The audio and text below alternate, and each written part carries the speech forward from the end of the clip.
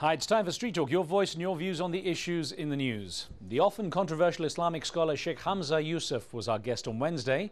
Muslims and non-Muslims alike have either denounced or supported him for his political stances, especially after the attacks of 9/11. Sheikh Hamza defended his statement that Islam is in a mess. Well, I think one of the major problems that we're dealing with today is because of the extreme circumstances that are out there in the world, we're getting extreme reactions to the world itself. He called on people to limit their use of the term extremist to those who advocate violence rather than to all Muslims. He also stated that Muslims need to look at their own issues and learn to self-criticize. He wrapped up the show by asking people to stand united in order to fight the issues that divide everyone. Nadine in Saudi Arabia says the Sheikh had a direct impact on her life. Sheikh Hamza's holistic approach to how we should live our lives helped me to deal a great deal during the early years of my conversion to Islam. What affected me the most was how to be a good human by being conscious of God. Improving one's character is indeed a work in progress. Atif in the UK blames the West for extremism. The radical Muslims appeared as a result of the war on Muslims, also as a result of the support of Muslim rulers who kill their own people. The more support to Muslim leaders by America, the more extremists will emerge. Zelina in New Zealand feels a little disillusioned. I'm finding, as a convert to Islam, that each culture I encounter in New Zealand seems to see Islam in a slightly different way, and they all think their way is true Islam and that everybody else has gotten it wrong. I thought I'd left arguments over doctrine behind me when I left Christianity. Now, the 79th anniversary of Ernesto Che Guevara's birthday has brought back much debate regarding where the Argentinian revolutionaries' remains lie, in Cuba or in Bolivia. Guevara was captured by the Bolivian army on October the 8th, 1967, while attempting to start a revolution in the country. He was executed the following day. His corpse was put on display and his hands were amputated before his body was taken to an undisclosed location to be buried. In 1997, a forensics team looking for remains in Bolivia said they had discovered a skeleton missing its hands.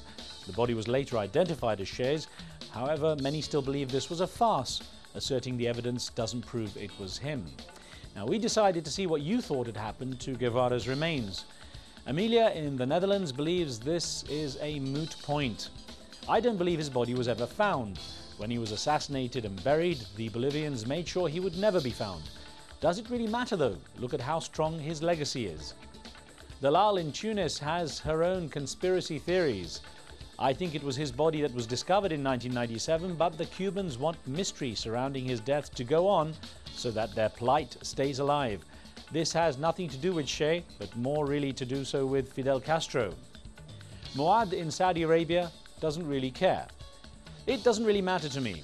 Guevara was a murderer. He killed and tortured those even remotely suspected of opposing his agendas. Why should we care whether he was buried in Santa Clara, Bolivia, or even on the moon? On to another birthday. The Museum of Bellas Artes in Mexico City is displaying around 350 pieces by the well-known artist Frida Kahlo, who would have turned 100 years old next month. Kahlo started painting as a teenager after an accident in 1925 left her with permanent injuries. Her artwork often depicted pain and female disfigurement because of this. She died in July of 1954 after succumbing to pneumonia, but her fame gained strength after Salma Hayek portrayed her in the 2002 film Frida. The exhibit at the museum is the largest ever of Kahlo's work, and around 300,000 people are expected to attend the show in July. Imagine this, you hear a scream coming from outside and you immediately run outside to see who's hurt. Instead, you found a frog. Hello? Hello? Hello?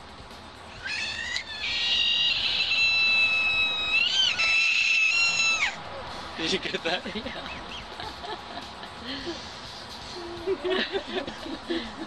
Are you a cat? Are you a cat?